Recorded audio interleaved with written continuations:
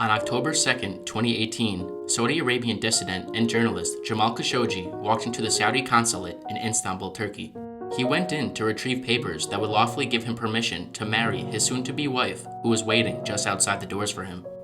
Jamal Khashoggi would never get those papers, and as fate would have it, his soon-to-be bride would never see him again. Upon only taking a few steps inside, he was met by a hit squad dispatched by Crown Prince Mohammed bin Salman. Caught in an ambush, Khashoggi tried to plead with the soon-to-be murderers. Audio tapes recovered from the consulate reveal a brief negotiation between the assailants and the victim.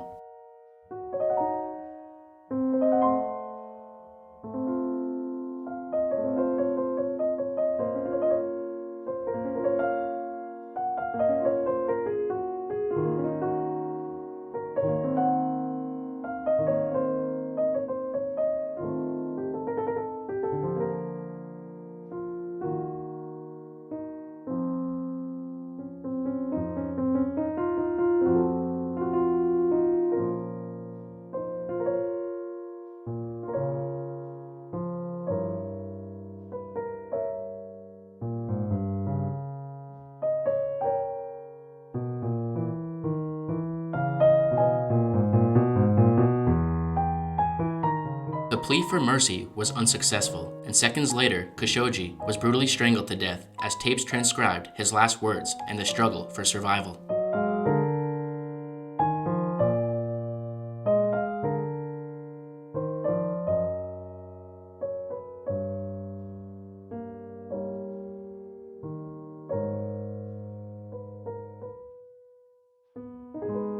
While Jamal's lifeless body laid on the consulate floor, the egregious assassination plan began its next phase. One agent removed Khashoggi's clothes and handed them to al-Madini, the look-alike. Another pulled out sheets of plastic.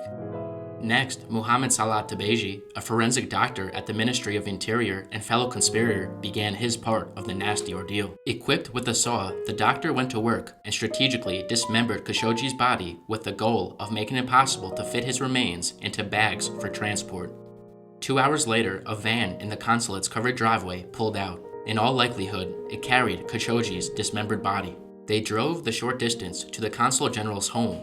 In the driveway, 3 men unloaded 3 trash bags and a rolling suitcase. Arranged in the backyard, specifically for this moment, was an oven. Reports indicate that Khashoggi's body was burnt over the course of 3 days in different phases.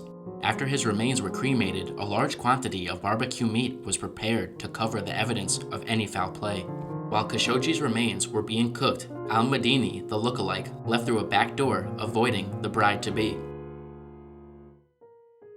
He was dressed in Khashoggi's clothes, except for a pair of sneakers that he forgot to remove. The assassination was complete, and the cover was put into motion. The graphic killing would soon be investigated, and numerous claims would be made from multiple nations. But the underlying question remained: who was this man, and why would someone carry out such a vile act on his behalf? As a prominent Saudi journalist, Jamal Khashoggi covered major stories, including the Soviet invasion of Afghanistan and the rise of the late al-Qaeda leader Osama bin Laden.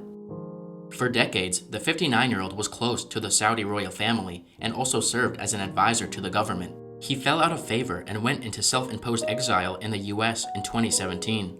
From there, he wrote a monthly column in the Washington Post in which he criticized the policies of Crown Prince Mohammed bin Salman, the son of King Salman and Saudi Arabia's de facto ruler. He must distinguish between the wealth of the royals, who was taken from the public budget and from all, the people's wealth illegally, and the wealth of the private companies. The private companies, they were involved in corruption, but we should give them the benefit of the doubt that they had to be corrupt because the royals made them corrupt. But last year, Khashoggi had a falling out with the government over Prince Mohammed's controversial tactics as he worked to consolidate his power. The Saudi royal family also barred Khashoggi from writing after he was critical of US President Donald Trump. After leaving Saudi Arabia, Khashoggi divided his time between London, Istanbul, and Virginia. He was a resident of the US with a green card, but not a citizen. After the assassination, the Saudi Arabian government changed its story several times. Initially, it denied the death and claimed that Khashoggi had left the consulate alive. 18 days later, it said that he had been strangled to death inside the consulate during a fistfight. 18 Saudis were arrested, including the team of 15 who had been sent to confront him. The fistfight story was contradicted on the 25th of October when Saudi Arabia's Attorney General said the murder was premeditated. In September 2019, Saudi Crown Prince Mohammed bin Salman stated that he bears the responsibility for Khashoggi's assassination.